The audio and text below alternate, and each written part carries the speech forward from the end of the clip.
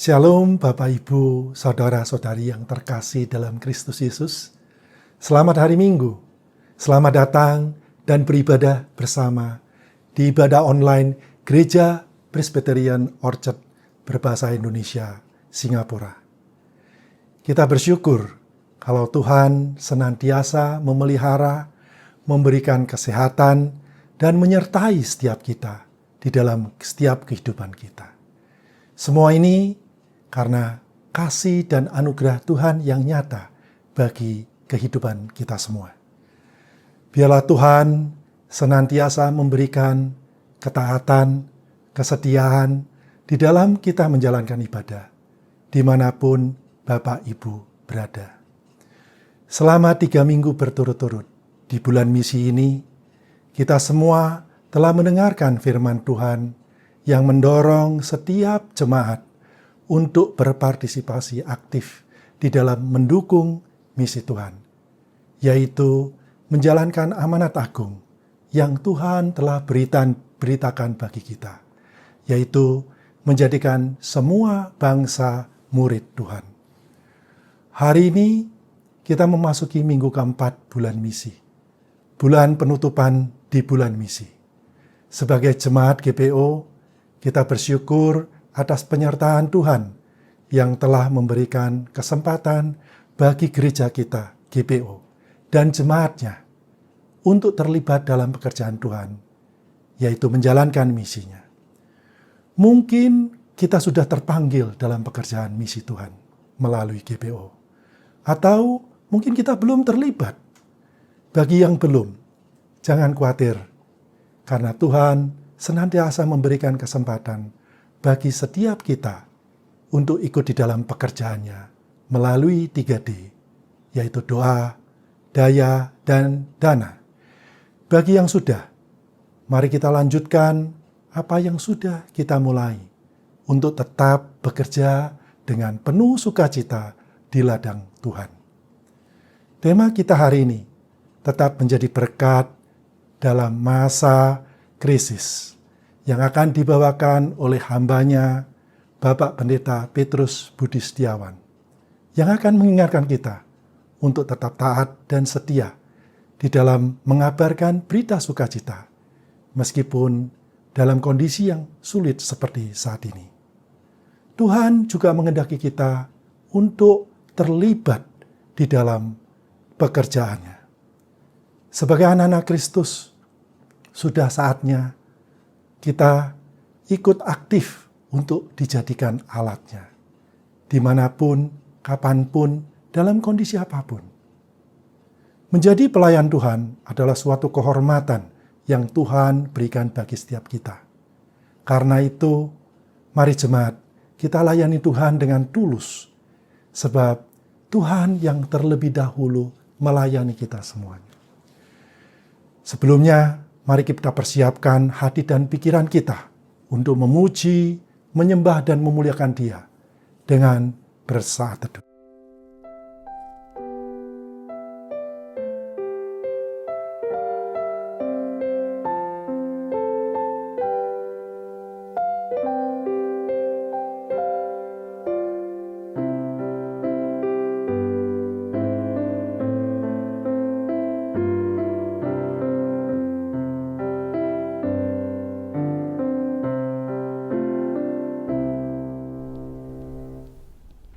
Apabila memungkinkan, saya mengundang jemaat untuk bangkit berdiri. Mari jemaat, kita terima panggilan beribadah yang diambil dari Mazmur 33, ayat 1 sampai dengan 3. Puji-pujian kepada Allah Israel. Bersorak-sorailah hai orang-orang benar dalam Tuhan, sebab memuji-muji itu layak bagi orang-orang jujur. Bersyukurlah kepada Tuhan dengan kecapi. Bermazmurlah baginya dengan gambus 10 tali. Nyanyikanlah baginya nyanyian baru. Petiklah kecapi baik-baik dengan sorak-sorai.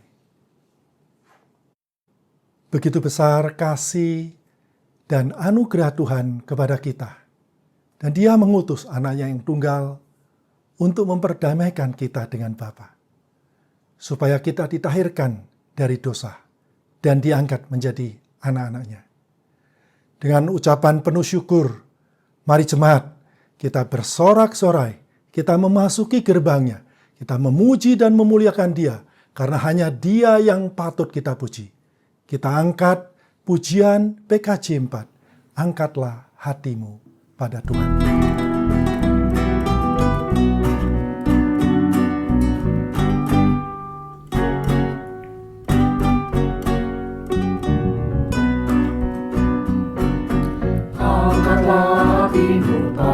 Tuhan, bunyikan kecapi dan menari. Jangan lupa bawa persembahan. Mari kawan, ajak teman bersama menyembah. Sorak-sorak haleluya. Mari nyanyilah. Pujilah Tuhan yang Maha Kudus. Mari kawan, ajak teman, bernyanyilah terus.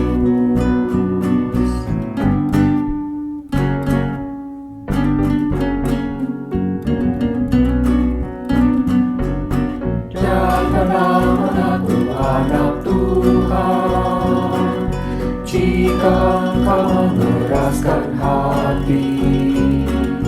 Jadilah pelaku firman Tuhan. Mari kawan, ajak teman, bersama menyembah. Sorak-sorak haleluya. Mari nyanyilah. Pujilah Tuhan yang Maha Kudus. Mari kawan, ajak teman, bernyanyilah terus.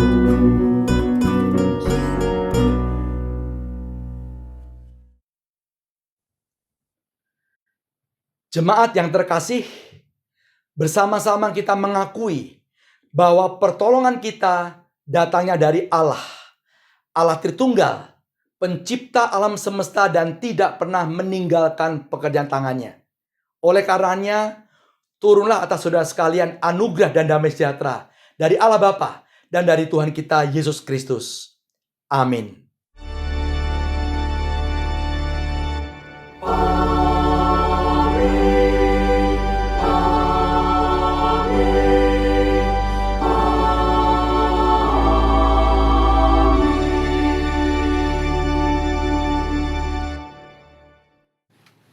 Jemaat dipersilakan untuk duduk kembali. Jemaat yang terkasih, di dalam kita menjalankan kehidupan ini, seringkali kita mengulangi kesalahan-kesalahan yang mungkin pernah kita perbuat, dan kita jatuh ke dalam dosa. Kita mengutamakan hal-hal duniawi, dan kita berusaha mendapatkannya dengan segala macam cara. Mungkin tutur kata, sepak terjang, maupun pemikiran kita yang tidak berkenan, bahkan jauh dari apa yang Tuhan kehendaki. Mari jemaat, saatnya kita datang untuk memohon ampun atas segala dosa yang telah kita perbuat. Dengan mengangkat pujian, "Ya Yesus, tebuslah segenap dosaku." Mari jemaat kita renungkan segala dosa yang telah kita perbuat. Kita masuk ke dalam doa pengakuan dosa.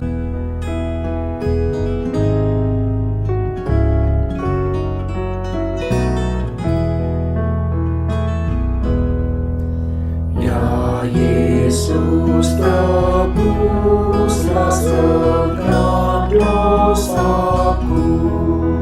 Ku rindu Kau tinggal terus di hatiku. Banyakkan berhala dan musuh keji, dan basuhlah daku menjadi bersih. Hati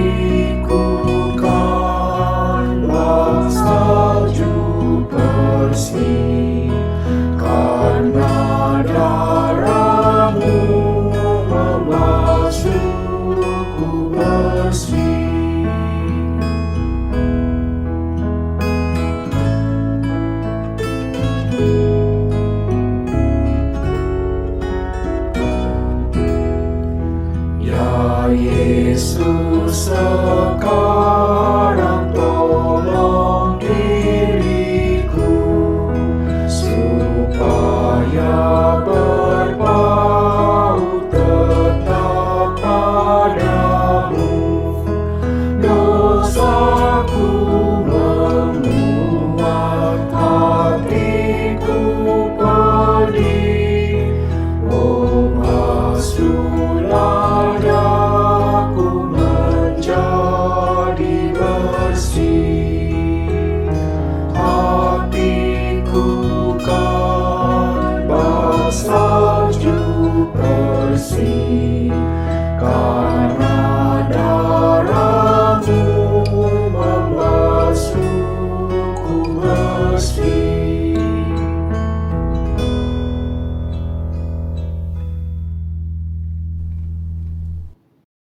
Jemaat diberikan kesempatan untuk mengakui dosa-dosa yang telah kita perbuat secara pribadi.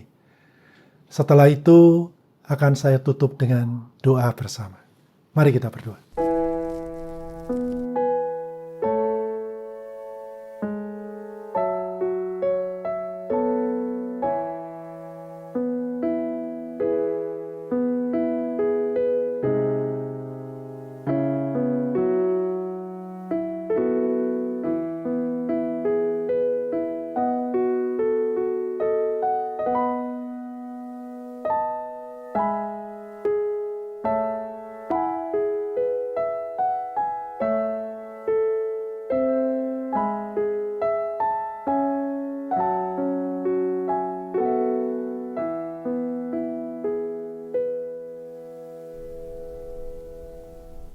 Bapa kami yang ada di surga, Engkau telah mendengarkan doa anak-anak-Mu. Seringkali kami menuruti kedagingan kami. Kami tidak taat, tidak setia, sehingga kami jatuh ke dalam dosa. Oh Tuhan, biarlah Roh Kudus yang senantiasa memberikan kemurahan dan pertolongan-Mu, supaya kami bisa hidup di dalam Engkau. Hidup mengandalkan-Mu, ya. Hidup bersandarkan kepadamu. Biarlah Engkau, ya Tuhan, yang hadir di dalam setiap kehidupan kami. Kami mohon pengampunan-Mu, ya Bapa. Kami naikkan doa ini hanya dalam nama Anak-Mu yang tunggal, Tuhan kami Yesus Kristus. Amin. Hanya karena kasih karunia-Nya, kita bisa bebas dari dosa-dosa kita dan menerima anugerah yang Tuhan turunkan bagi kita. Darahnya yang mahal yang telah menebus dosa kita. Dengan rasa syukur, mari kita terima berita anugerah yang diambil dari 1 Korintus 1 ayat 30. Tetapi oleh Dia kamu berada dalam Kristus Yesus, yang oleh Allah telah menjadi hikmat bagi kita. Ia membenarkan dan menguduskan dan menebus kita. Sebagai rangkaian dari bulan misi, saatnya kita mendengarkan sharing dari badan-badan misi yang GPO dukung. Hari ini kita akan mendengarkan sharing dari Yayasan Sutra Delima dan ASD. Jemaat, mari kita simak sharingnya.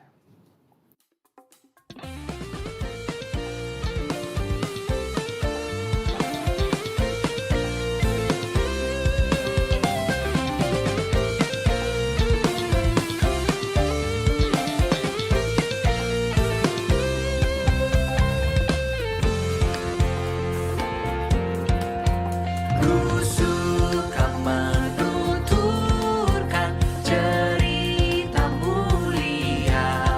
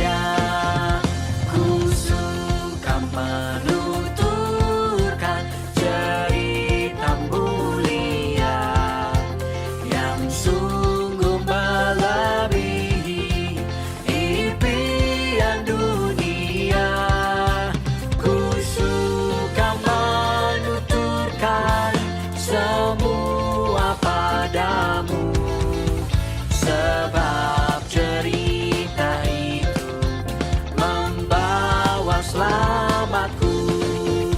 Ku suka menuturkan, ku suka memasyurkan cerita Tuhan Yesus dan cinta kasih-Nya.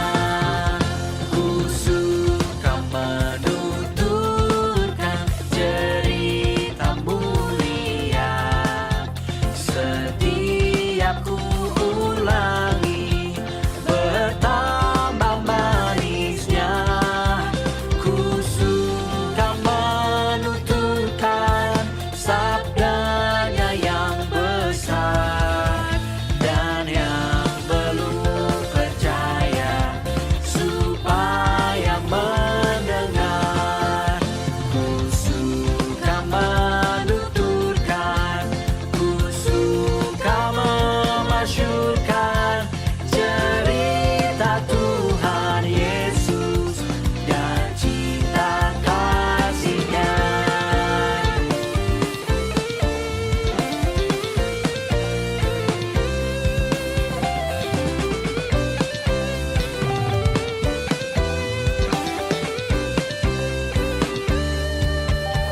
Ku suka menuturkan cerita mulia, pun bagi yang percaya tak hilang indahnya. Dan nanti ku nyanyikan di sorga yang kekal cerita termulia yang lama ku kenal.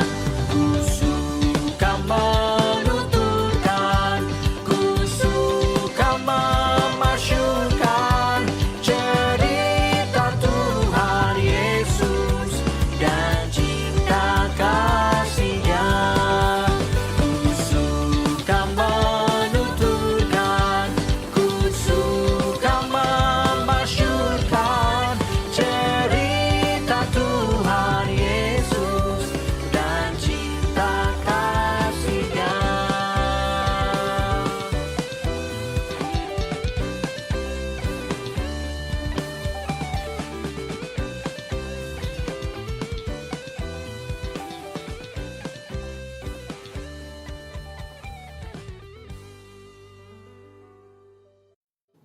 Biarlah apa yang sudah di-sharingkan bisa menjadi inspirasi dan mengubah hidup kita untuk tetap taat dan setia di dalam menjalankan misi Tuhan.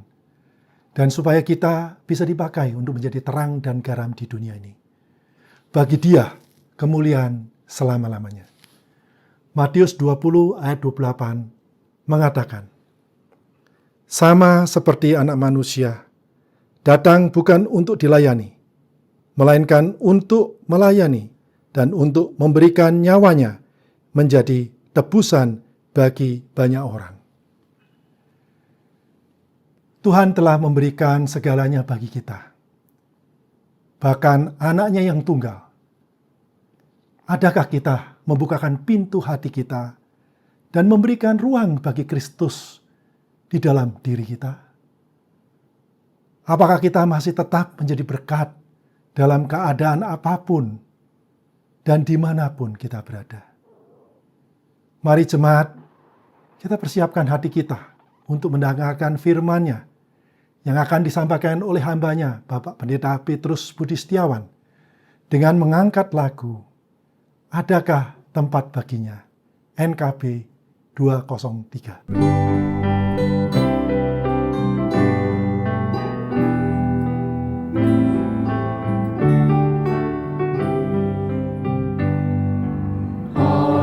Adakah tempat baginya yang menanggung dosamu? Yesus telah ketuk hatimu, sambutlah penebusmu. Berikanlah tempat baginya dan dengarkan sabdanya. Bukalah pintu hatimu sambut Dia segera.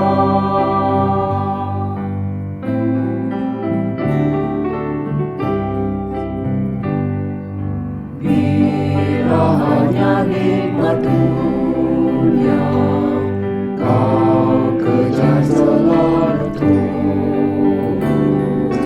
kau tempat pun tiada lagi bagi Yesus menebus. Berikanlah tempat baginya dan dengarkan sabdanya.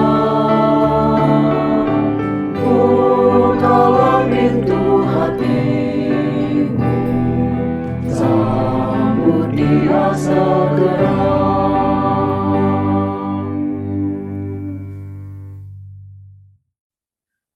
Jemaat yang dikasihi Tuhan, sebelum kita bersama-sama membaca serta merenungkan firman Tuhan, saya mengajak kita untuk berdoa bersama-sama. Mari kita berdoa. Kami datang kepadamu Allah yang hidup, Allah yang menyertai umatnya dari zaman ke zaman, Allah yang mengiringi langkah kami dari generasi ke generasi. Kembali pada hari ini kami datang kepadamu beribadah, mendengarkan kebenaran firman Tuhan dan dihiburkan oleh karena kasih dan kemurahan-Mu.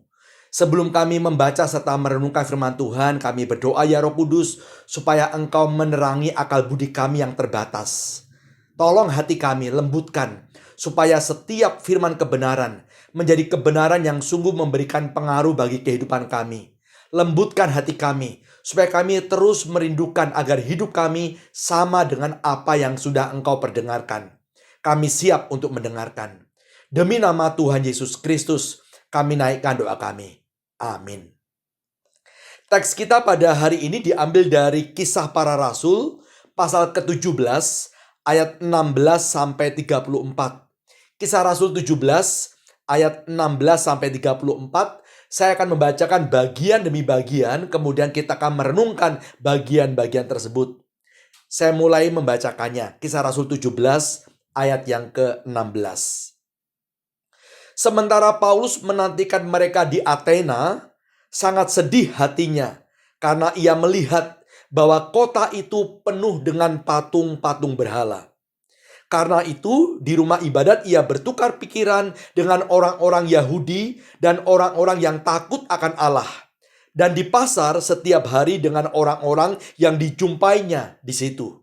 Dan juga beberapa ahli pikir dari golongan Epikuros dan Stoa bersoal jawab dengan dia.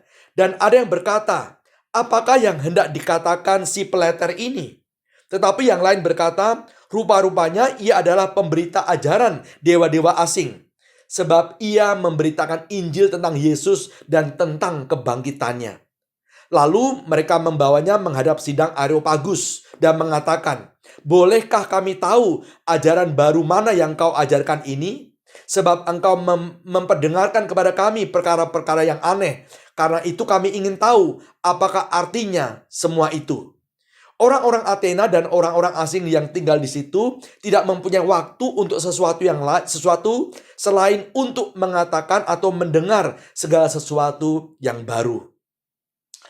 Ini adalah kisah perjalanan Paulus yang disebut dengan perjalanan Paulus yang kedua. Kalau kita membaca secara lebih urut, mundur beberapa waktu ke belakang, Paulus pernah sampai ke Filipi. Kita mengingat kasusnya bagaimana dia menginjili, ada beberapa orang yang bertobat termasuk Lydia, penjual kain ungu dari Tiatira. Kemudian Paulus dimasukkan ke dalam penjara, dia memuji Tuhan dan kemudian setelah itu akibatnya adalah kepala penjara yang bertobat. Tapi kemudian dia diminta atau dipaksa untuk keluar dari Filipi menghadapi ancaman yang tidak ringan.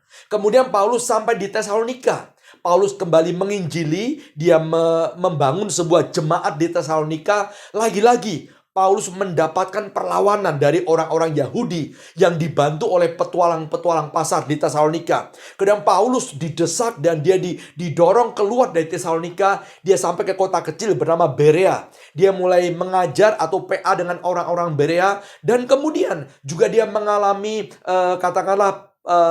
tindakan yang tidak menyenangkan. Dia dikejar-kejar, dia diancam, dia bisa saja disiksa. Dari Berea kemudian dia pergi keluar dari Berea. tujuan utamanya adalah ke Korintus. Jadi sewaktu dari Berea dia masih dengan beberapa teman rombongannya, ada Silas, ada Timotius. Kemudian dia pergi ke Athena seorang diri, nanti kemudian dia ke Korintus sambil menunggu teman-temannya kembali dari wilayah yang dia utus mereka untuk terus melayani. Jadi dikatakan bahwa ketika Paulus di Athena, kejadian ini ada kejadian yang kita baca sewaktu dia di Athena. Ingat, ini adalah perjalanan dalam rangka menyelamatkan diri, menyingkir dari bahaya. Sebuah perjalanan yang tidak enak-enakan. Ini bukan perjalanan tamasya untuk keliling dunia, mampir di sebuah tempat, menikmati alam lingkungan, menikmati suasana di kota tersebut. Bukan. Ini sebuah pelarian dengan ketakutan mungkin, dengan harus sembunyi-sembunyi, dan seterusnya. Biasanya orang kalau dikejar-kejar di satu kota, kemudian lari ke kota lain yang belum terlalu jauh, dia akan menyembunyikan identitasnya. Dia akan berusaha tidak melakukan hal-hal yang bisa membahayakan dirinya.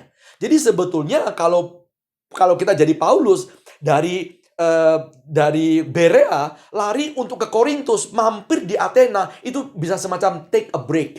Istirahat sebentar, hati-hati, lihat situasi, menenangkan diri, jangan berbuat yang aneh-aneh, dan seterusnya. Namun pada waktu dia sampai di Athena, dia melihat kondisi Athena, kondisi kota itu, ya, maka timbul sebuah tindakan yang bagi kita nyaris tidak masuk akal menurut cara berpikir kita. Beberapa kutipan tentang Athena pada waktu itu ada yang saya kutip demikian. Ada orang mengatakan bahwa orang Athena sangat mengungguli orang lain dalam semangat agama mereka. Dalam semangat beragama, semangat seperti dalam tanda kutip kerohanian, orang Athena melebihi orang lain. Kenapa? Karena di Athena terlihat banyak sekali tempat-tempat ibadah. Hampir di setiap sudut, hampir di setiap gang kita bisa menemukan kuil demi kuil, patung demi patung, di mana itu menunjukkan bahwa mereka menyembah, mereka hormat kepada dewa-dewa tertentu. Jadi semangat kerohaniannya itu tinggi. Bahkan ada kutipan mengatakan lebih mudah menemukan dewa di Athena daripada menemukan manusia di sana. Tentu ini hanya sekedar jokes. Tapi sepertinya dewa itu sangat banyak. Hampir bisa melebihi banyaknya manusia yang ada di sana. Itu kota yang dilihat oleh Paulus. Ada banyak kuil, ada banyak tempat ibadah, ada banyak patung yang tentu dibuat dengan sangat indah, dengan sangat hormat. Nah, kalau kita masuk ke sebuah kota dengan katakanlah hasil karya semacam itu, ada banyak kuil, ada banyak patung, mungkin kita akan sampai kepada sebuah kekaguman, kita akan menikmati, kita akan tamasya, kita akan foto-foto, kita akan upload, dan seterusnya. Paulus ketika sampai di Athena melihat itu semuanya, dia bukan timbul kekaguman, bukan timbul untuk menikmati suasana Athena yang begitu indah, yang begitu kaya dengan karya sastra. Tidak. Dikatakan bahwa hatinya sangat sedih. Kenapa? Karena Paulus memiliki kepekaan Kristiani. Dia memiliki cara berpikir Kristiani. Dia sedih melihat kebangkrutan rohani dari orang Athena. Mereka punya banyak ilah, namun mereka tidak sampai mengenal Allah yang benar. Allah yang benar itu tersingkirkan dan mereka menggantikannya dengan ilah-ilah yang tidak benar. Oleh karena itu, ketika dalam situasi bahwa sebetulnya Paulus itu orang yang sedang tadi saya katakan melarikan diri, sedang menyelamatkan diri dalam tanda kutip karena dikejar-kejar, dia sedang mengalami sebuah krisis sebetulnya. Dia butuh perlindungan, dia butuh tempat yang aman. Itu yang disarankan oleh teman-temannya pada waktu mereka meminta dia keluar dari Berea. Ketika dalam situasi semacam itu, dia melihat dan mampu melihat krisis orang lain. Dia tidak fokus kepada diri sendiri, dia tidak mengasihani diri sendiri, dia tidak membentengi dan mencari perlindungan untuk diri sendiri, dia sedang tidak cari aman. Tapi pada waktu dia melihat orang lain yang sedang krisis, maka hatinya tidak bisa tenang. Dia tergerak dengan belas kasihan. Dia sedih. Itu yang membuat dia kemudian melakukan tindakan-tindakan tertentu. Dikatakan bahwa dia pergi ke bait Allah. Tentu itu biasanya hari Sabat. Di sana berkumpul orang-orang Yahudi yang beribadah maupun orang-orang yang takut akan Allah, simpatisan yang datang untuk mendengarkan pengajaran, mungkin bercakap-cakap, dia hadir di sana. Untuk orang-orang yang relatif sudah mengenal Allah atau sedang mencari Allah yang benar. Namun bukan cuma hari Sabat dia ada di sana. Setiap hari dikatakan dia pergi ke pasar-pasar untuk menjumpai orang-orang biasa, orang-orang non-Yahudi, dan bukan orang-orang sedang mencari Allah di bait Allah. Ini satu hal yang sangat menarik. Dia tidak menunggu di tempat dikatakan, datanglah kepadaku. Dia tidak sedang membuka forum kelas rohani dan berharap orang-orang akan datang. Tapi dia pergi menjumpai orang-orang di mana mereka berada. Mungkin karena mereka tidak tertarik dengan perkara rohani, mereka tidak melihat bait Allah. Tapi di pasar-pasar, di tempat-tempat umum, Paulus datang menjumpai orang-orang yang sebetulnya membutuhkan Allah. Bukankah seringkali kita berharap bahwa orang-orang akan mengenal Allah kalau mereka ke gereja? Kita berharap mereka ke gereja, ke tempat persekutuan, menjumpai kita, ketemu pendeta, ketemu orang-orang di mana mereka bisa mendengarkan kabar baik. Ya, mungkin akan ada orang-orang yang semacam itu, orang-orang yang sudah seperti punya niat untuk mencari Allah. Namun kebanyakan orang-orang tidak berniat untuk datang ke tempat-tempat di mana makanan rohani disediakan. Mereka ada di tempat di mana mereka berada. Seharusnya kitalah yang ke sana. Kita menjumpai mereka di tempat di mana mereka berada. Dan mulai bercakap-cakap tentang kabar baik. Bukan menarik orang untuk mendengarkan kabar baik saja. Tapi kita pergi dan membawa kabar baik kepada mereka. Nah, kemudian Paulus diajak ke Areopagus. Areopagus adalah tempat, kita katakan itu forum perdebatan. Tempat tertentu yang disediakan oleh orang Athena, mungkin dengan hari-hari tertentu, jadwal tertentu, orang-orang yang ingin berdebat, ingin menyampaikan pemikiran, ingin mengajar, ingin berdiskusi, naik ke sana. Itu biasanya orang-orang pintar. Kita ingat bagaimana orang Yunani itu mengutamakan hikmat, pemikiran, perdebatan. Bagi mereka semakin orang sering berdebat, pintar berdebat, itu dianggap orang paling berhikmat. Semakin rumit pemikiranmu, maka engkau semakin berharga. Kalau itu terlalu sederhana, tidak masuk akal menurut mereka, itu bagi mereka nothing. Jadi ketika Paulus mulai berbicara tentang hal-hal yang mungkin bagi mereka agak aneh, mereka katakan, kita ke Areopagus. Mari kita berdiskusi, mari kita berdebat tentang apa yang akan engkau ajarkan. Ayat 22. Paulus pergi berdiri di atas Areopagus dan berkata, "Hai orang-orang Athena, aku lihat bahwa dalam segala hal kamu sangat beribadah kepada dewa-dewa.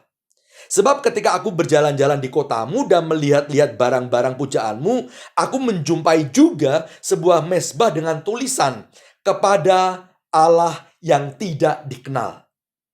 Apa yang kamu sembah tanpa mengenalnya, itulah yang kuberitakan kepada kamu." Di Areopagus, Paulus memulai dengan mencari common ground, mencari persamaan. Dan dia mengambil hati dengan sangat baik. Dia memuji orang Athena. Orang Athena, aku kagum. Kalian ini orang yang religius. Kalian ini orang yang suka dengan agama sebetulnya. Aku jalan-jalan melihat ada banyak dewa. Ada banyak tempat untuk menyembah atau mencari Allah. Aku kagum dengan hal tersebut. Saking banyaknya dewa-dewa, maka memang orang Athena, mereka menyediakan tempat dan membuat satu, katakanlah mungkin patung begitu, dan dikasih judul, untuk atau kepada dewa yang tidak dikenal. Kenapa? Mereka punya banyak dewa, mungkin dewa air, dewa angin, dewa padi, dewa kesuburan, dewa macam-macam. Dan ketika mereka punya banyak dewa, mereka berpikir, jangan-jangan ada satu atau dewa yang luput dari perhatian kita. Jangan-jangan ada dewa yang belum kita kasih nama, yang belum kita sembah dengan proper. Dan mungkin dia bisa marah. Karena itu mereka memberikan cadangan. Mereka kasih satu dewa, satu tempat, dan mereka katakan, kalaupun ada dewa yang belum kami kasih nama, belum kami sembah, belum kami kenal, ya inilah tempatnya. Untuk dewa yang mungkin belum kami kenal. Paulus melihat itu dan mulai dari sana. Lihat, Paulus memulai dengan menghargai keyakinan mereka, memuji level kerohanian mereka yang demikian tinggi. Tapi Paulus juga peka menemukan jalan masuk. Dia tidak mulai dengan perdebatan yang menyakitkan, dia tidak mencari musuh, tapi dia mulai dengan di mana mereka berada. Dan dia berkata, kalian punya kan yang kalian sebut dengan dewa yang tidak kami kenal. Nah, ini dewa yang tidak kalian kenal, inilah yang sedang saya ingin katakan kepada kalian. Ini yang mungkin selama ini kalian katakan, siapa ya yang belum kami kenal? Dewa mana yang belum kami kenal?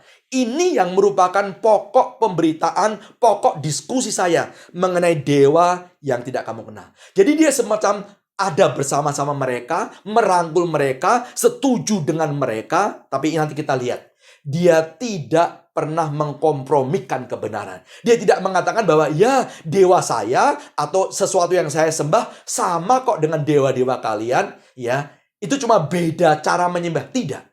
Dia akan mengatakan bahwa dewa yang kalian sebut dewa yang tidak kami kenal, yang adalah Allah yang saya sembah nantinya, itu berbeda dengan dewa-dewa kalian.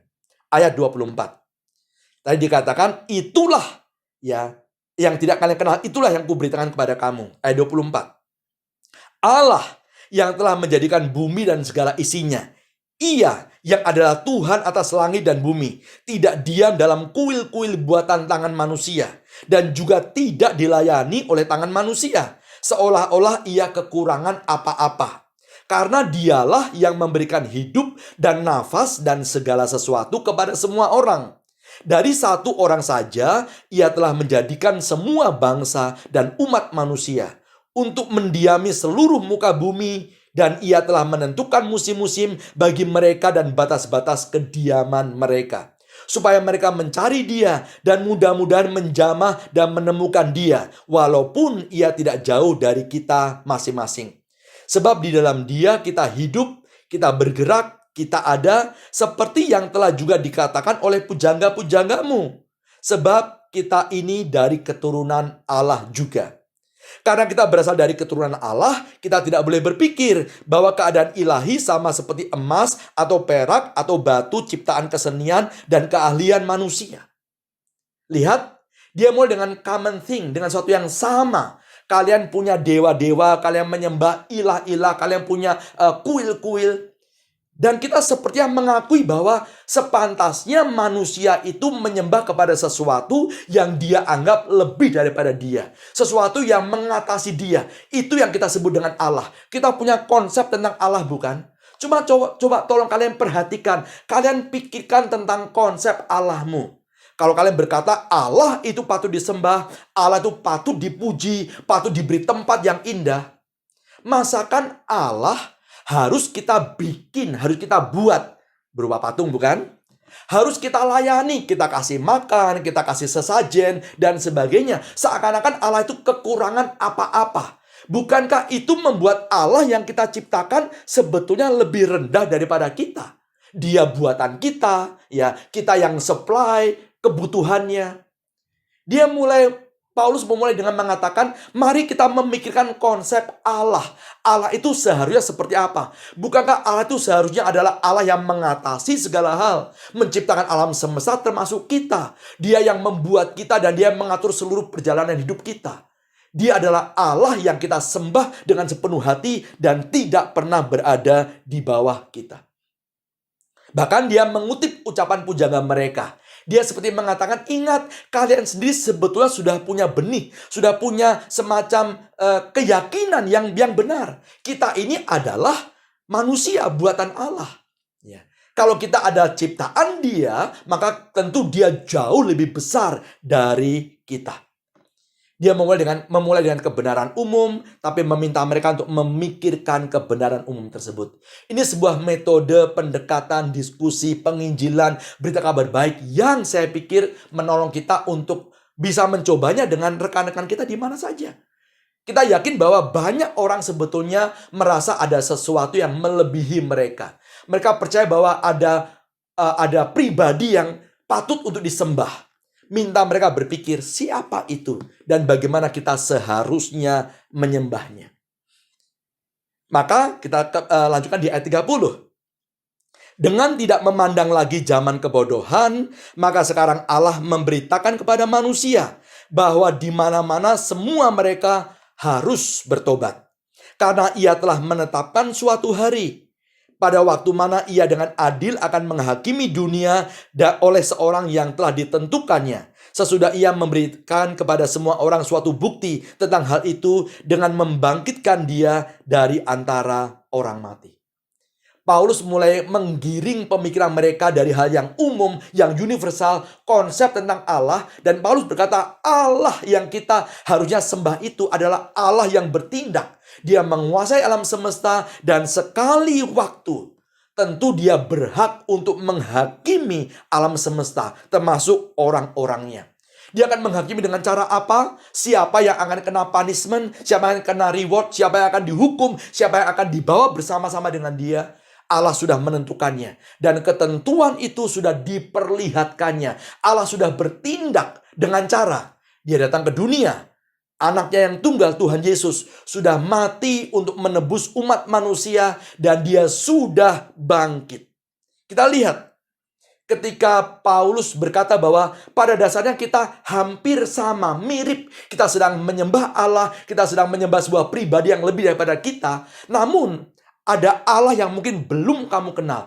Allah yang begitu maha dan Dia menguasai dunia ini. Dan Dia bertindak untuk menyelamatkan umatnya. Yaitu melalui Yesus Kristus yang sudah mati dan sudah bangkit. Paulus ketika dalam percakapan agamawi, dia tidak berhenti pada pengajaran-pengajaran moral belaka. Banyak orang ketika bercakap-cakap hal agamawi termasuk ingin memberitakan kabar baik kepada orang lain. Mungkin mereka sampai pada kompromi. Ya, agamaku, agama kamu sama saja. Kita mengajarkan hal-hal yang baik, mengajarkan kasih, mengajarkan tentang bagaimana memiliki peduli dengan sesama. Jadi tidak masalah. Kita cuma berbeda jalan, tapi tujuannya sama-sama baik, tindakannya sama-sama baik, semua agama sama saja. Itu yang seringkali diucapkan oleh orang-orang yang mungkin tidak memahami agamanya dan tidak memahami agama orang lain. Paulus berkata, ya, memang ada beberapa kesamaan. Tapi jelas sekali ada perbedaan antara Allah yang kita percaya, Yahweh itu, dan Allahnya orang lain. Terutama dalam tindakannya yang mengasihi dunia, datang ke dalam dunia. Yesus Kristus mati di kayu salib untuk menjadi juru selamat manusia. Dan Yesus itu sudah bangkit. Itu perbedaan yang tentunya tidak dimiliki, bahkan mungkin tidak akan diaminkan oleh semua agama selain agama Kristen. Karena itu, Paulus tidak kompromi. Dia tidak berhenti di ajaran moral, tapi dia menekankan, dia membagikan, dia men-sharingkan tentang keunikan. Keunikan yang tidak ada duanya. Keunikan yang tidak pernah sama tentang kekristenan. Bahkan dia ingin mengatakan bahwa dengan demikian, maka semua yang kalian sembah itu tidak bisa dibandingkan dan tidak bisa menjadi penyelamat manusia. Dengan halus dia ingin mengatakan bahwa Kristuslah satu-satunya juru selamat. Di bagian itu jelas sekali dia tidak kompromi. Walaupun dia melakukannya dengan sopan, dengan baik, dengan tertib. Ayat yang ke-32. Ketika mereka mendengar tentang kebangkitan orang mati, maka ada yang mengejek dan yang lain berkata, lain kali saja kami mendengar engkau berbicara tentang hal itu. Lalu Paulus pergi meninggalkan mereka. Tetapi beberapa orang laki-laki menggabungkan diri dengan dia dan menjadi percaya. Di antaranya juga Dionysius, anggota majelis Areopagus, dan seorang perempuan bernama Damaris, dan juga orang-orang lain bersama-sama dengan mereka. Ketika Paulus sudah mencoba mengungkapkan pemahamannya, pemikirannya, dan membagikan tentang keunikan kekristenan, menyebut Yesus sang juru selamat itu yang telah mati dan bangkit. Sampai di situ orang-orang Yunani merasa tidak masuk akal. Ada kebangkitan orang mati, ada kehidupan yang kekal, dan seterusnya. Sampai di situ mereka berkata, di sini kita berpisah. Agree to disagree. Ya, kami tidak lagi mau mendengar cerita tentang kebangkitan orang mati. Artinya, mereka menolak kesaksian tersebut. Mereka tidak agree, mereka tidak menerima, dan mereka tidak memilih apa yang Paulus nyatakan. Itu respon mereka. Kalau kita belajar penginjilan, selalu orang berkata bahwa, aduh saya menginjili orang, saya sudah cerita kabar baik tapi gagal. Dia tidak mau menerima kesaksian saya. Aduh, saya tidak berhasil menjadi pewarta yang baik. Saya sudah cerita dan dia menolak kesaksian yang saya ceritakan. Ingat, menjadi pemberita kabar baik atau penginjilan menurut kata-kata kita, itu diukur keberhasilannya bukan dari respon orang yang kita injili atau orang yang mendengarkan kesaksian kita. Kabar baik disebut berhasil, kita menjadi orang yang berhasil menyampaikan kabar baik, yaitu ketika kita sudah menyampaikannya. Jadi pada waktu kita sudah menyampaikannya, itu berhasil. Mengenai respon, mengenai tanggapan, mengenai hasilnya, itu bukan hal yang menjadi katakanlah beban kita. Allah akan bekerja dan dia akan melakukan bagiannya. Maka Paulus di tahap ini bisa saya katakan dia berhasil menyampaikan kabar baik. Apa hasilnya? Mereka menolak, tapi dia sudah berhasil sebagai penyampai kabar baik.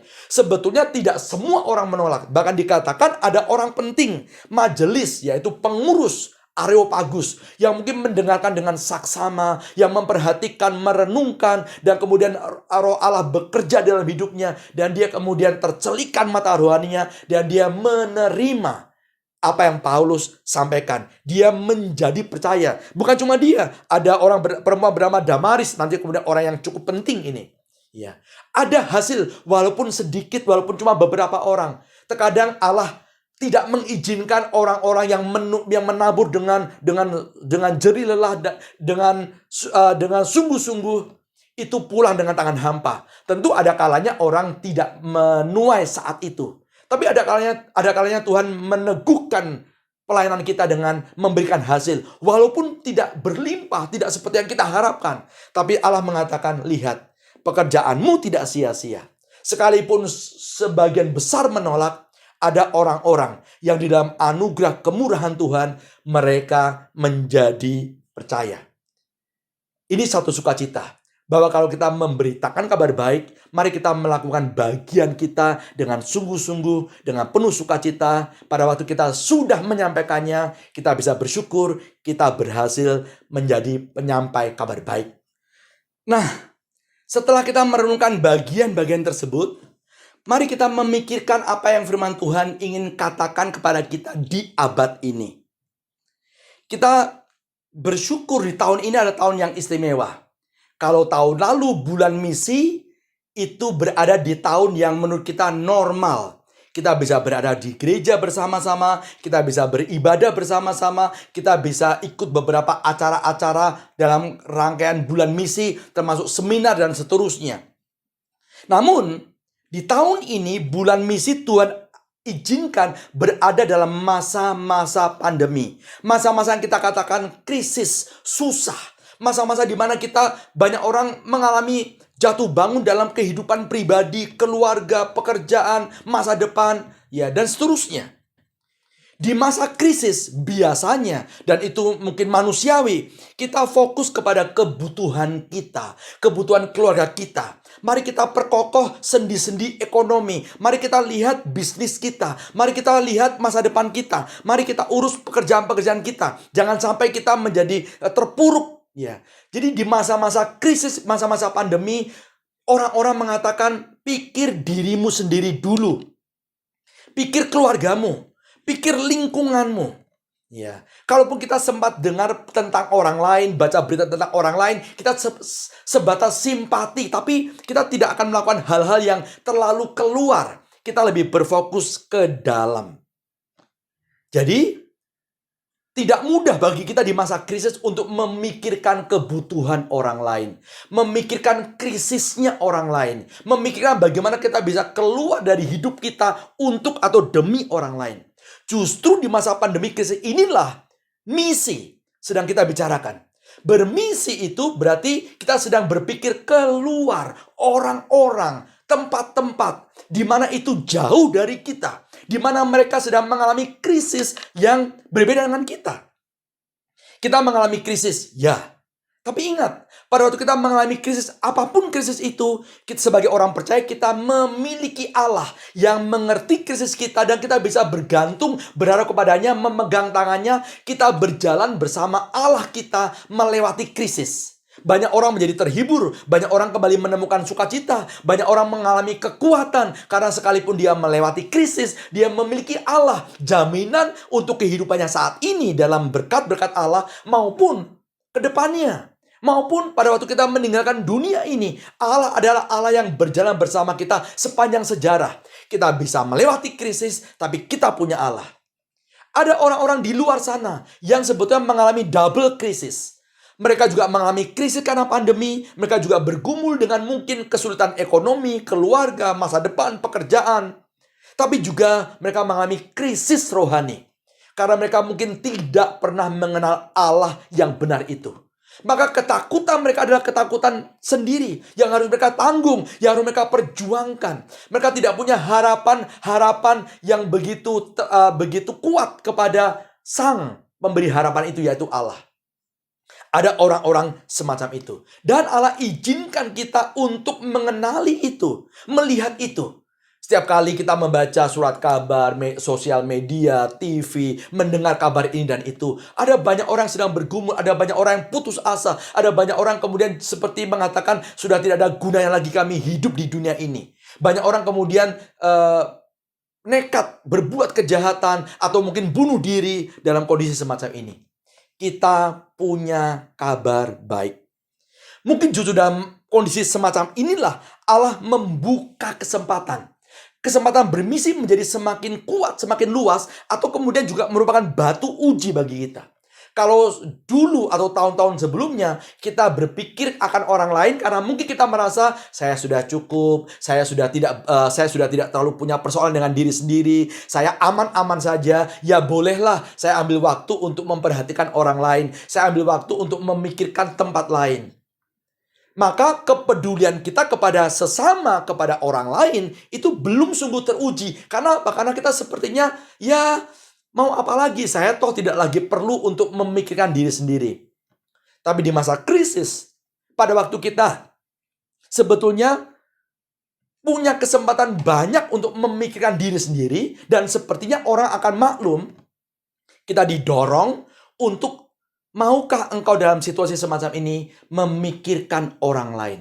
Bahkan kadang-kadang kita harus memotong kepentingan diri sendiri. Kita harus berani berkorban untuk orang lain yang mengalami double krisis. Allah membuka kesempatan kepada kita. Kalau kita masuk dalam bulan misi, biasanya kita sedang dibukakan tentang kebutuhan-kebutuhan di luar sana. Ada orang-orang yang sedang kita layani, ada tempat-tempat yang sedang kita doakan, ada lembaga-lembaga yang kita dukung, ada pokok-pokok doa untuk tempat-tempat yang bagi kita asing, negara demi negara, suku demi suku, yang mereka membutuhkan kasih Kristus. Ya. Apa yang bisa kita kontribusikan? Seringkali kita mendengar istilah 3D, bukan? Ya, doa, dana, dan daya. 3D itu bukanlah pilihan. Pilih satu, pilih doa, dana, atau daya. Ya, 3D adalah pembukaan sarana. 3D adalah pembukaan cara.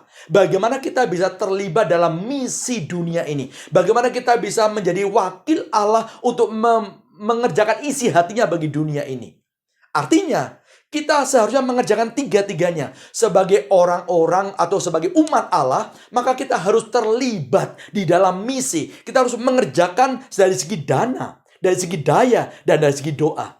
Tentu pada waktu kita mengatakan 3D itu, kita bisa memilih porsi yang berbeda sesuai dengan kondisi kita masing-masing. Tapi sekali lagi itu bukan pilih satu, tinggalkan yang dua. Atau pilih dua, tinggalkan yang satu. Tiga-tiganya masih bisa kita lakukan dengan porsi yang berbeda.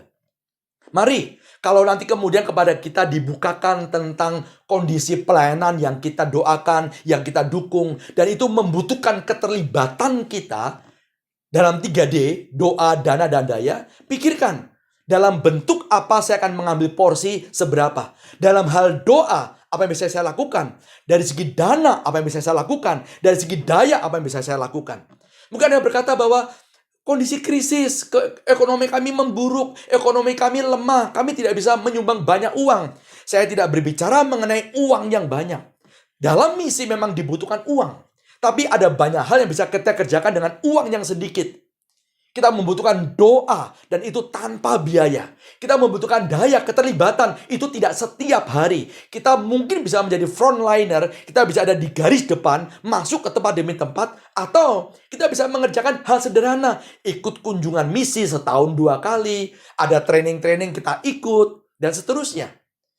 Dari segi dana, berapapun yang bisa kita berikan, itu akan memberikan kontribusi-kontribusi yang kita akan terkejut melihat dampaknya. Yang bagi kita cuma $10, di tempat lain $10 itu mungkin akan mempertahankan kehidupan seorang misionaris selama 1 bulan. Kita tidak tahu. Atau paling tidak dalam beberapa hari.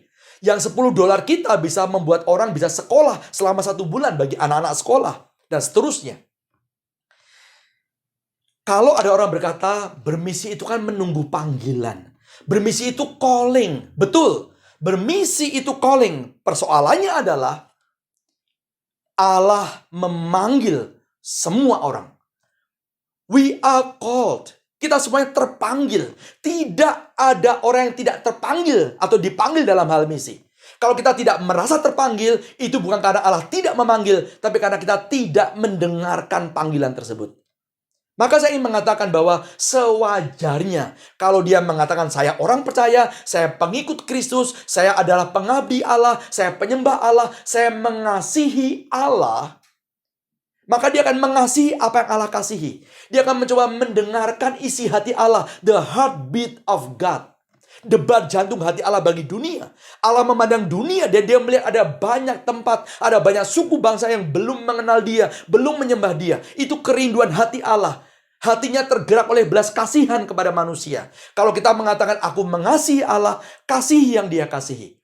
Mari kita mendengarkan panggilannya dan menaati panggilannya.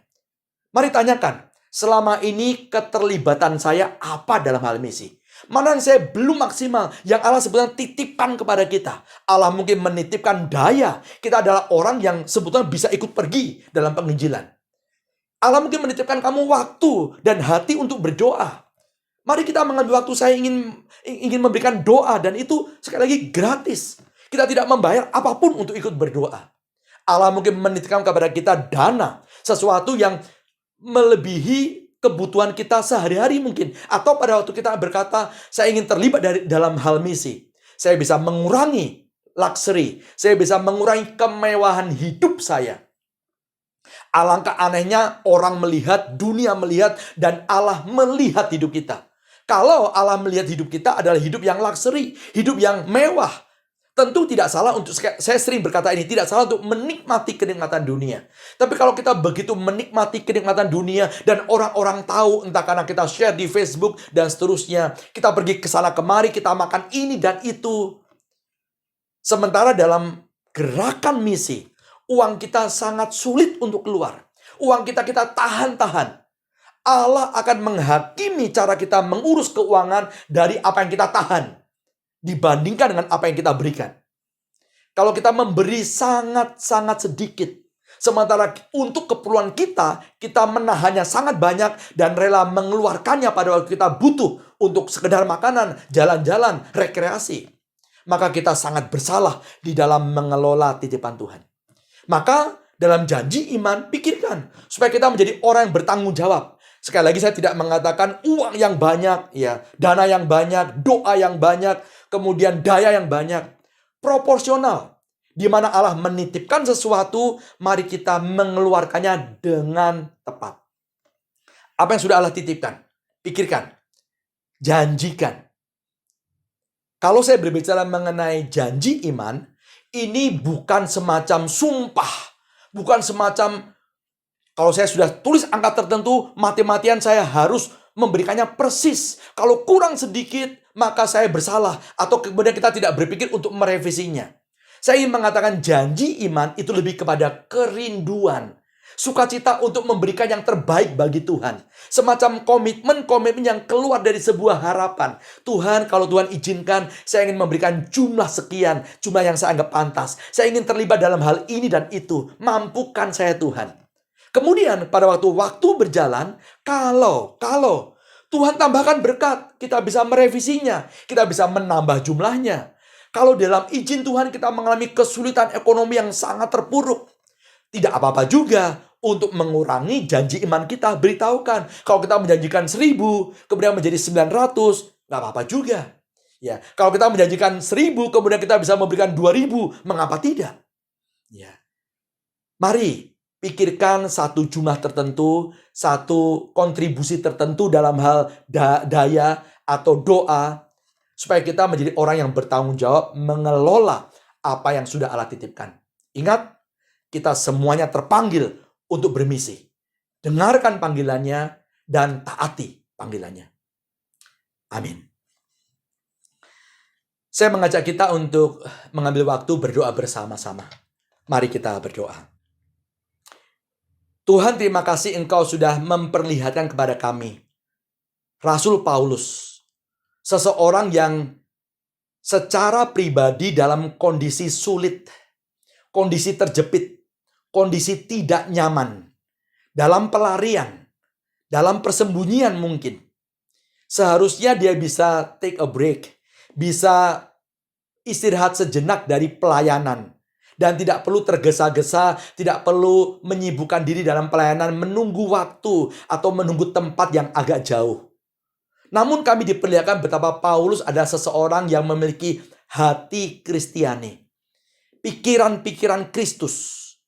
Yang pada waktu melihat kebutuhan kota di mana dia melewatinya, maka tidak bisa tidak dia melakukan bagiannya. Menjadi pewarta berita baik. Tuhan, kami akui bahwa kami belumlah selevel itu. Kami seringkali pada waktu mengalami masa-masa sulit, misalnya dalam kondisi krisis pandemi ini, kami lebih banyak fokus kepada diri kami sendiri, keluarga kami. Kami mencoba membuat kestabilan ekonomi, kami mencoba membuat hal-hal yang tidak merepotkan kehidupan kami, termasuk pelayanan kami. Kami ingin kami stabil, kami ingin kami tidak repot, dan tidak perlu memikirkan orang lain terlebih dahulu. Kami mungkin menutup mata dengan kebutuhan-kebutuhan orang lain, yang kalau kami ikuti bisa merepotkan kami. Namun kami bersyukur Paulus menjadi contoh bahwa dalam kondisi krisis, kondisi butuh perhatian kepada diri sendiri, justru dia meluangkan waktunya, pemikirannya untuk kebutuhan orang lain. Kami tahu Tuhan sedang menguji kami justru dalam masa-masa krisis. Di masa pandemi ini, ketika kami sedang mengalami persoalan pribadi, keluarga, kami dibawa kepada bulan misi, di mana kami diminta untuk melihat, memikirkan, mendengarkan kebutuhan orang-orang di luar diri kami, di luar keluarga kami, dan di luar gereja kami. Tempat demi tempat yang mungkin jauh secara fisik dari kami. Tempat demi tempat yang kami doakan, yang kami rindu, kami akan melihat pekerjaan Tuhan ada di sana. Ada orang-orang yang sudah melakukan pekerjaan pelayanan di tempat-tempat tersebut, dan kami bisa mengambil bagian di dalam mendukung mereka. Ya Tuhan, kami berdoa pertama-tama berikan kami seluruh jemaat hati untuk bermisi. Karena kami semuanya dipanggil. Kami ingin menjadi orang Kristen yang normal. Menjadi orang percaya yang wajar. Yang menanggapi panggilan misi dan menaatinya. Karena itu kami berdoa Tuhan untuk seluruh pekerjaan misi di dunia ini. Oleh siapapun. Oleh gereja manapun. Oleh lembaga manapun. Kalau kami tidak bisa terlibat langsung, kami tahu kami bisa mengambil bagian di dalam doa-doa kami, dana kami, daya kami walaupun terbatas. Kami berdoa Tuhan untuk tempat-tempat di mana sedang terjadi pekerjaan-pekerjaan misi Allah. Para misionaris, orang-orang di garis depan, lembaga demi lembaga yang mengutus orang-orang ada di tempat-tempat jauh, terpencil, yang sulit. Kami berdoa supaya Tuhan menemani, menghibur, menguatkan para misionaris di tengah-tengah kesendiriannya. Mungkin kefrustrasiannya, kejenuhannya. Mungkin juga mereka bertanya-tanya apa yang harus mereka lakukan ketika situasi menjadi semakin sulit karena tempat, karena politik, karena hasil yang tidak kunjung terlihat. Tuhan, kuatkan mereka dan jadikan kami jemaat yang berdoa untuk mendukung mereka dalam doa-doa kami. Kami juga berdoa untuk seluruh proyek-proyek pelayanan kami, pelayanan sosial yang juga ada di Batam berupa pendidikan.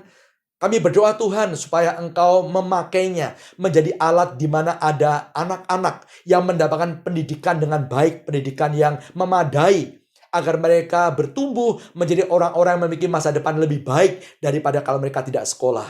Kami berdoa supaya para guru memiliki hati yang bermisi, hati yang sungguh pekerjaan mereka adalah pelayanan mereka. Kuatkan mereka, teguhkan mereka, hibur mereka dalam situasi sulit. Mungkin situasi sulit secara ekonomi, atau juga pada waktu mereka menghadapi anak-anak yang tidak semuanya adalah penurut. Berikan kepada mereka terus beban untuk menjadi pengajar-pengajar Kristiani yang baik. Berikan mereka terus kerinduan untuk menjadi pembangun-pembangun kehidupan anak di dalam anugerah Tuhan. Tolong supaya sekolah yang kami dukung di Barelang menjadi tempat di mana anak-anak belajar untuk mengenal ilmu pendidikan, tapi juga diberi kesempatan untuk mengenal Allah, pencipta dan pemilik kehidupan mereka. Kami juga berdoa Tuhan, supaya melalui kondisi pandemi ini, maka ada banyak orang percaya, ada banyak gereja, lembaga misi yang menemukan cara-cara yang lebih kreatif, cara-cara yang mungkin di luar pemikiran mereka selama ini, untuk menjadi saksimu, untuk menjadi berkat-berkat bagi orang lain yang membutuhkan, orang-orang juga menghadapi krisis di dunia ini. Kami berdoa supaya seperti Paulus, ketika dalam kondisi krisis, dia menemukan cara-cara yang unik, yang baik untuk bisa bersaksi. Berikan hikmat kepada kami semuanya. Kami juga berdoa untuk bangsa dan negara kami, Indonesia, tapi juga bangsa dan negara di mana kami berada, yaitu Singapura. Supaya Engkau menolong pemerintahnya bisa menemukan cara-cara yang baik, yang tepat untuk menolong masyarakatnya keluar dari krisis ini, baik secara ekonomi maupun secara kesehatan.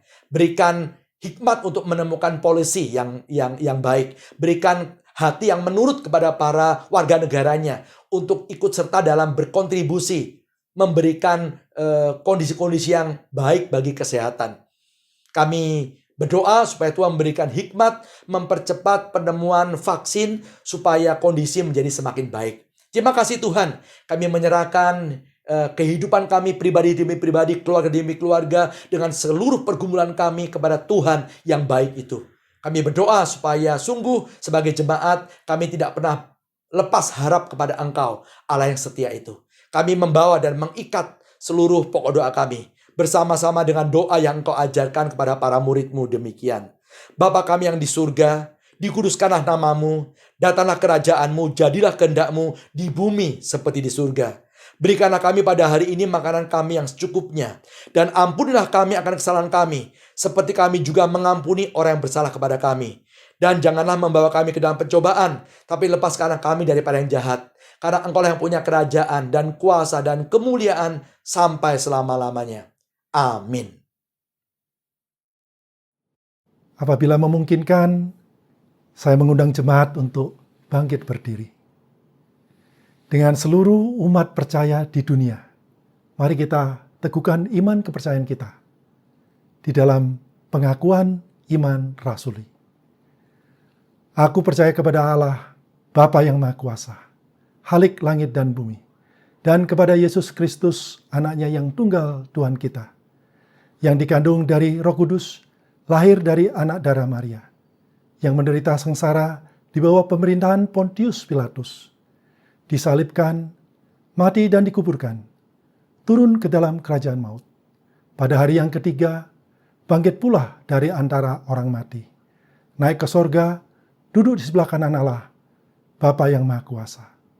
Dan dari sana ia akan datang untuk menghakimi orang yang hidup dan yang mati.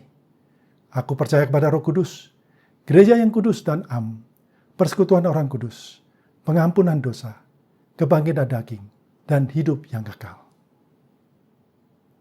Jemaat dipersilakan duduk kembali.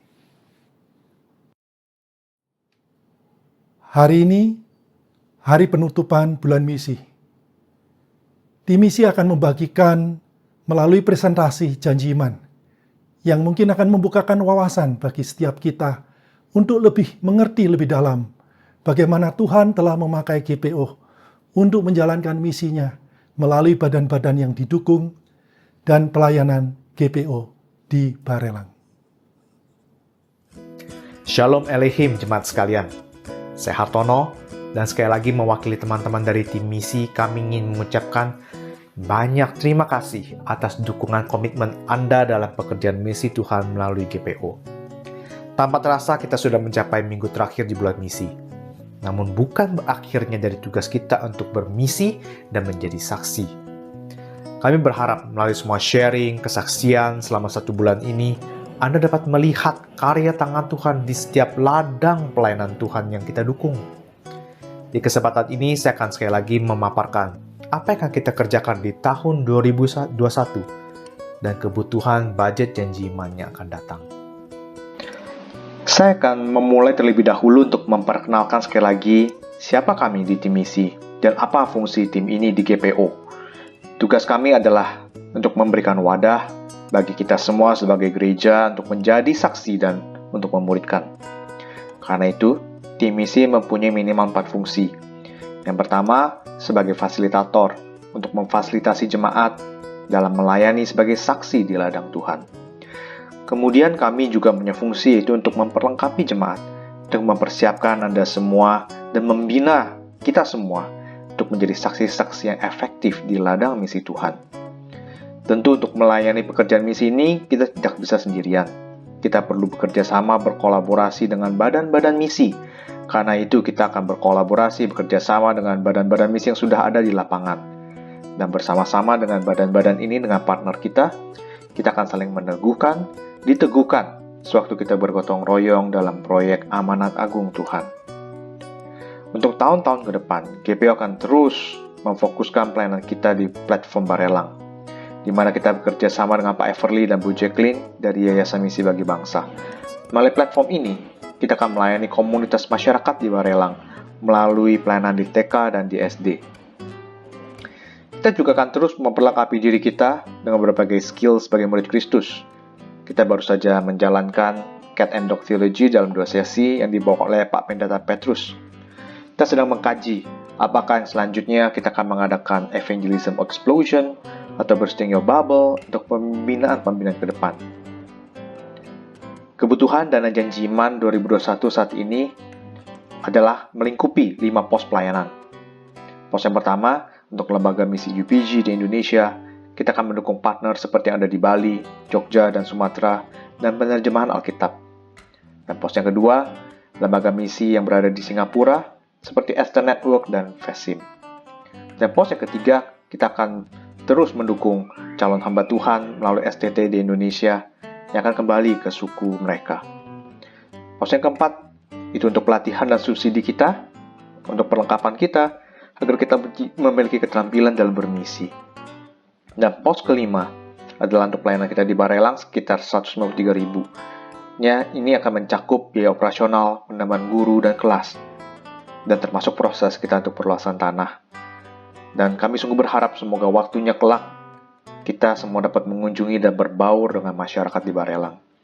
Total kebutuhan janji iman untuk 2021 adalah sekitar 227.000 untuk mendukung 5 pos pelayanan ini. Anda dapat mengambil bagian dalam pekerjaan Tuhan dengan melalui 3 wacana. Anda dapat memilih 1, 2, bahkan 3-tiganya. Yang pertama yaitu melalui daya. Anda dapat memberikan waktu Anda, tenaga Anda, untuk terlibat dalam proyek-proyek yang sudah kita siapkan. Dan kami mengajak kalau Bapak Ibu mau untuk bergabung dengan tim misi. Dan sewaktu masanya kelak kita diizinkan, kita boleh kembali melayani masyarakat di Barelang, atau bahkan di tempat-tempat partner kita dengan mengadakan mission trip jangka pendek. Anda juga dapat bergabung dengan doa, yaitu dengan mengikuti mesbah doa pada setiap hari Minggu jam 4, atau melalui malam pujian dan doa setiap hari Jumat minggu ketiga. Kami sungguh berharap Anda dapat ikut dalam doa-doa kami, dan karena kami percaya doa inilah yang akan meneguhkan setiap pelayanan-pelayanan di ladang Tuhan. Anda juga dapat memberikan dana berapapun jumlahnya yang Anda ingin berikan, berapapun yang Tuhan telah gerakan untuk Anda relakan. Anda dapat memberikannya melalui pemberian one time atau sekaligus, atau bahkan melalui rutin bulanan. Saudara-saudari terkasih, kita semua merasakan anugerah Tuhan karena ada yang memberitakan kabar baik kepada kita. Maka dari itu, mari kita menjadi kabar baik juga bagi orang-orang yang ada di sekeliling kita dan di ladang-ladang Tuhan yang sudah menguning. Nanti Pak Pendeta Petrus akan memandu dan mengajak kita semua untuk mengambil komitmen janji iman. Doakan dan jadikanlah ini juga perjalanan iman Anda bersama dengan Tuhan. Tetaplah memberkati di dalam segala situasi. Selamat hari Minggu dan Tuhan Yesus menyertai Anda semua. Jemaat yang terkasih, seperti tahun-tahun sebelumnya, di bulan Oktober kita memasuki atau kita mengadakan bulan misi. Dan di dalam bulan misi kita memberikan kesempatan, kita mendorong jemaat untuk mengambil bagian dalam bentuk yang kita sebut janji iman. Seperti yang sudah saya katakan, janji iman ini bukan semacam sumpah yang kita tidak boleh melanggarnya sedikit pun. Kalau kita sudah menyebut satu bentuk kontribusi atau menyebut jumlah tertentu, harus digenapi persis. Ya, semangatnya bukan itu. Janji iman bagi saya lebih berupa kerinduan, suatu harapan yang keluar dengan sukacita untuk mengatakan, Tuhan, Engkau sudah memberkati aku begitu banyak. Engkau sudah menitipkan uangmu kepadaku, waktumu kepadaku, raga yang sehat. Saya ingin mengelola titipan Tuhan, saya ingin memakainya menjadi kemuliaan bagi Tuhan. Mengenai uang, saya bisa berpikir bagaimana uang ini menjadi sarana di mana ada pekerjaan-pekerjaan Tuhan yang tertolong. Uang saya bisa berlari kemanapun yang Tuhan akan pakai untuk membuat pekerjaan-pekerjaan misi itu menjadi semakin berkembang. Saya punya waktu Tuhan, saya ingin menggunakannya, saya bisa berdoa. Saya tidak perlu keluarkan biaya untuk berdoa itu. Saya bisa mengambil bagian di dalam doa. Atau saya punya raga yang sehat, saya ingin terlibat dalam gerakan-gerakan misi. Entah itu kunjungan, entah itu mission trip dan seterusnya.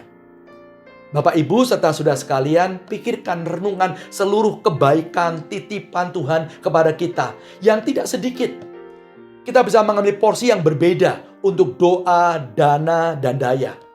Pikirkan jumlah tertentu kalau itu berupa dana. Pikirkan waktu-waktu tertentu kalau itu berupa doa dan juga daya.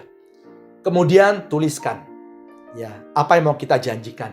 Kepada kita nanti akan ditayangkan QR code. Ya, Bapak Ibu bisa scan dan bisa mengisinya saat ini juga. Karena ada formulir yang mudah sekali diisi. Atau kalau kita belum bisa menentukan sekarang, perlu berdoa lebih lama sedikit atau bercakap-cakap dengan keluarga, silahkan simpan QR code-nya untuk diisi dalam minggu ini. Mudah-mudahan selesai. Selain QR code, nanti tim misi akan berusaha untuk menyampaikannya juga dalam berbagai bentuk. Kita berharap ada website yang segera dapat diakses. Kita bisa melihat formnya ada di sana. Atau melalui WhatsApp group yang akan disampaikan kepada kita melalui komunitas kita masing-masing. Baik itu komisi maupun itu PW dan seterusnya. Ya. Atau kita berinisiatif, tanyakan kepada majelis atau kepada tim misi. Saya ingin terlibat dalam janji iman. Bagaimana caranya? Saya berharap bahwa kita semuanya tidak ada yang tidak terlibat dalam pekerjaan misi. Berupa apapun, berapapun, dalam situasi kita yang sulit pun, kita ingin menjadi berkat bagi sesama. Selamat menggumulkan kebaikan Tuhan, selamat mengambil bagian di dalam pekerjaan Tuhan. Tuhan memberkati. Tuhan yang telah memberikan segalanya bagi kita. Saatnya kita memberikan yang terbaik bagi Dia. Mari jemaat, dengan hati yang penuh sukacita, kita berikan yang terbaik apa yang Tuhan telah titipkan kepada kita. Nats persembahan diambil dari 1 Petrus 2 ayat 5. Dan biarlah kamu juga dipergunakan sebagai batu hidup untuk pembangunan suatu rumah rohani, bagi suatu imamat kudus, untuk mempersembahkan persembahan rohani yang karena Yesus Kristus berkenan kepada Allah. Bapak Ibu bisa memberikan persembahan perpuluhan maupun persembahan rutin melalui 3 metode. Melalui cek, bank transfer, atau peno. Bapak Ibu bisa mengikutinya sesuai dengan instruksi yang ada di layar. Jemaat diberikan kesempatan untuk melakukan persembahan. Setelah itu akan saya tutup dengan doa bersama.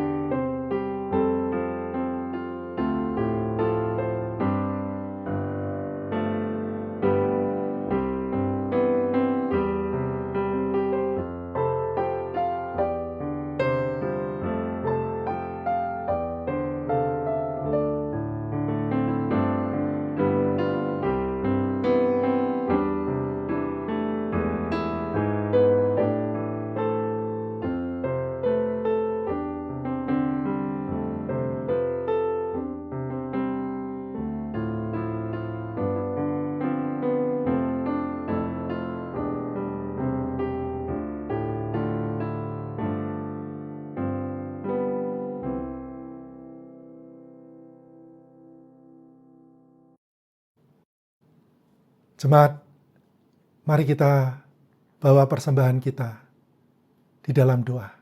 Mari kita berdoa.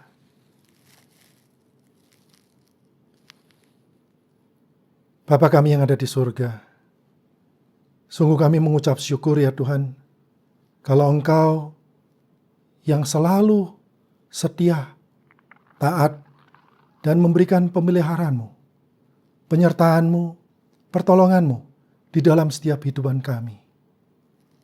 Kami bersyukur ya Tuhan, karena Roh Kudus yang ada di dalam diri kami, senantiasa memimpin langkah kami. Tanpa Engkau ya Tuhan, kami sudah pasti tersesat. Bapa yang ada di surga, saat ini kami datang dengan persembahan kami. Kuduskan persembahan ini Biarlah Engkau yang memberkati para majelis yang akan mengelolanya. Pakai persembahan ini ya Tuhan, bagi mereka yang membutuhkan, supaya nama-Mu dimuliakan. Kami naikkan doa persembahan ini hanya di dalam nama Anak-Mu yang tunggal, Tuhan kami Yesus Kristus. Amin.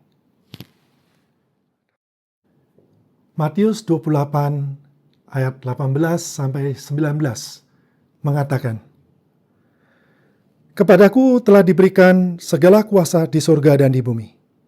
Karena itu, pergilah, jadikanlah semua bangsa muridku, dan baptislah mereka dalam nama Bapa dan Anak dan Roh Kudus." Kita bukan hanya telah ditebus dan dibayar lunas oleh darahnya, tetapi Tuhan menghendaki kita untuk menjadi saksinya, supaya dunia mengenal Dia, menjalankan kebenarannya, dan memuliakan Dia. Di jalan yang sulit seperti kondisi saat ini, masih ada jalan bagi setiap kita yang percaya kepadanya, supaya kita tetap bisa dipakai olehnya untuk menjadi saluran berkat. Siapkah kita menerima tantangan ini? Saatnya kita undur dari ibadah dan melakukan kehendak-Nya.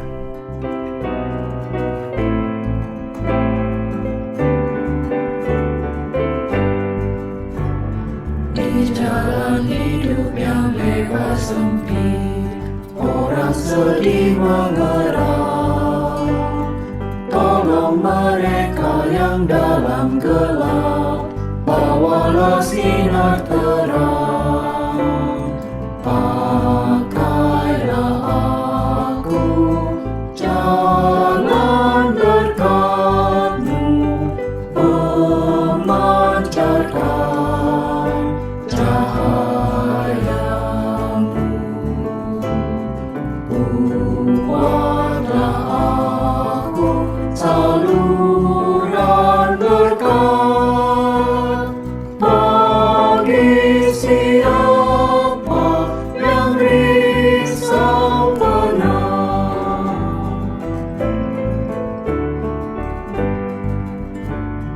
Wartakan Kristus dengan kasih-Nya, pengampunan-Nya penuh.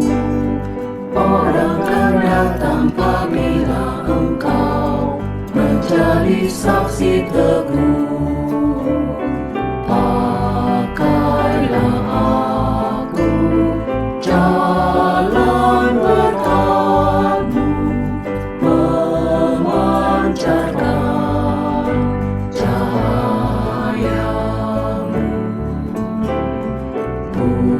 Buatlah aku saluran berkat bagi siapa yang risau benar.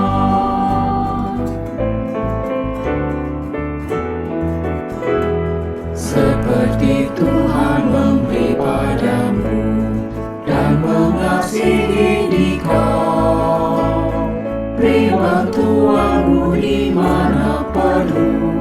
Yesus mengutus engkau. Pakailah aku jalan berkat-Mu, memancarkan cahaya-Mu.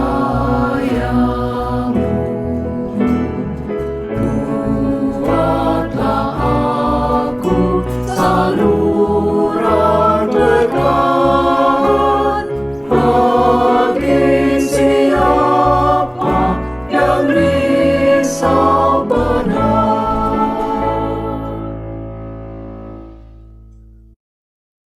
Jemaat yang dikasihi Tuhan, kita sudah mendengarkan kebenaran firman Tuhan. Kita diingatkan bahwa sungguh semua orang percaya adalah utusan-utusannya. Kita kembali kepada kehidupan kita hari demi hari sebagai utusan Allah yang menjadi pewarta-pewarta berita baik kemanapun Allah membawa kita. Arahkanlah hatimu kepada Allah dan terimalah berkat penyertaan-Nya. Kiranya kasih, kemurahan, damai sejahtera, dan berkat-berkat surgawi yang berasal dari Allah Bapa, Putra dan Roh Kudus akan menyertai hidupmu dan memampukan engkau untuk menjadi saksi-saksinya, menjadi pewarta-pewarta berita baik kemanapun dia membawa engkau, mulai dari hari ini sampai selama-lamanya. Amin.